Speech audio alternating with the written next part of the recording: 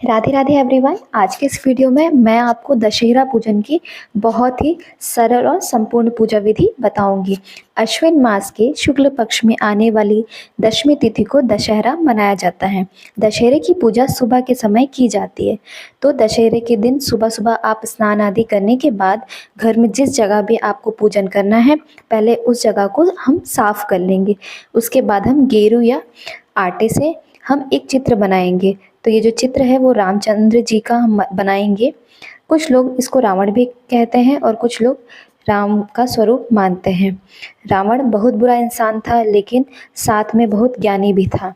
तो उसके ज्ञान के कारण दशहरे के दिन सुबह रावण का पूजन किया जाता है और शाम के समय उसकी बुराइयों के कारण रावण को जला दिया जाता है। क्योंकि रावण बहुत बड़ा पंडित भी था, बहुत ज्ञानी था, इसलिए सुबह के समय उसका पूजन किया जाता है। कुछ लोग इसे रामचंद्र जी का पूजन मानते हैं, तो आप अपनी परंपराओं के अनुसार इसे मान सकते हैं।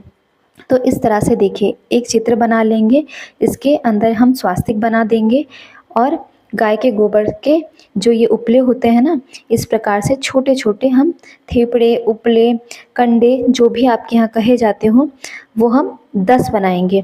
तो इसे रावण के 10 सिर भी माने जाते हैं। कहा जाता है कि रावण के 10 सिर हैं। इसके बाद हम एक गाय के घी का दीपक प्रज्वलित कर लेंगे। इसके बाद देखिए, हम ये जो हमने ज्वारे बोए थे, हम इन्हीं ज्वारे से हम सबसे पहले जल के छींटे देके भावपूर्ण स्नान आदि करा देंगे, यानी शुद्ध कर देंगे। इसके बाद सभी को हम तिलक करेंगे। जो तिलक करेंगे हम हल्दी से करेंगे, या आप पीले चंदन से भी कर सकते हैं। इसके बाद ये जो हमने उपले बनाए छोटे छोटे, यानी रावण के 10 सिर इन्हें माने जाते हैं, तो इन पर थोड़े थोड़े हम ये जुआरे रख देंगे। तो ये बहुत ही ज़्यादा शुभ माना जाता है, इसे हम ज़रूर रखेंगे। अगर आपके यहाँ जुआरे नहीं भी बोए गए हैं, तो आप आसपास से जिनके यहाँ माता का विसर्जन हुआ हो, आप उनसे ले सकते हैं। इसके बाद हम ये इस प्रकार से ये डुबले ले लेंगे। ये मिट्टी के डुबले होते हैं। इनके अंदर हमें थोड़ा थोड़ा पहले कलावा बांध देना है। सभी डुबलों पे हम थोड़ा थोड़ा कलावा बांध देंगे, देखिए इस प्रकार से। और इस प्रकार से हम रोली से और हल्दी से तिलक कर देंगे। तिलक करने के बाद हम सभी डुबलों में थोड़े थोड़े खील बताशे रख देंगे। बताशा हमें एक एक रख देना। अगर बताशे आपके पास नहीं तो अब इसकी जगह मिठाई भी रख सकते हैं। तो इस प्रकार से देखिए, जो रावण के 10 सिर हैं, सभी के आगे हम एक एक डुबला रख देंगे। तो इस प्रकार से देखिए, मैंने रख दिए हैं। इस प्रकार से रखने के बाद आप एक लोटा जल ज़रूर रखें। आप इसमें थोड़ा गंगा जल भी मिला सकते हैं। इसके बाद ये देखिए, जो जुआरे हैं, घर की बेटियां जो होती हैं, वो घर के सभी सदस्यों के कान में थोड़ा थोड़ा खोस देती हैं।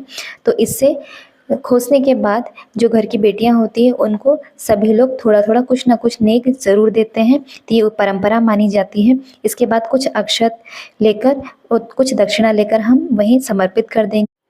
इसके बाद देखिए, इस प्रकार से हम धूप दीप दिखा देंगे और इसके बाद हम आरती करेंगे। तो आरती देखिए, हमें दीपक लेकर के 5 बार ऐसे क्लॉकवाइज घुमा देना है। इसे आरती का ही स्वरूप माना जाता है। तो बहुत ही भावपूर्वक हम आरती करेंगे। तो इस प्रकार से हम आरती कर लेंगे। आरती करने के बाद देखिए, जब हम हाथ जोड़कर क्षमा याचना करेंगे कि हमसे कोई भूल गलती हुई हो तो हमें माफ़ करें प्रभु।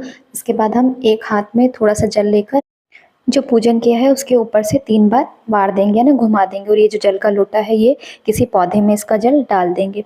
पूजा देखिए, इस प्रकार से बहुत ही सरल तरीके से पूजा संपन्न हो जाती है। इसके बाद ये जो डुबले भरे थे हमने दोपहर के समय, क्योंकि पूजा तो सुबह के समय होती है, तो दोपहर के समय हम बच्चों में बांट सकते हैं। आसपास आपके जो भी बच्चे हैं, आप सभी को दे सकते हैं। इस प्रकार से हमारी पूजा संपन्न हो जाती है। हाथ जोड़कर हम प्रभु से अपनी गलती की क्षमा याचना करेंगे कि यदि हमसे कोई गलती हो गई हो तो प्रभु हमें माफ़ करना। और इस प्रकार से आप बहुत ही सरल तरीके से पूजन कर सकते हैं। इसके बाद देखिए, ये पूजन सुबह हो जाता है, तो दोपहर के समय आपको चौकी यानी ये हटाना है। तो पहले तो आप डुबले दे ही देंगे बच्चों को।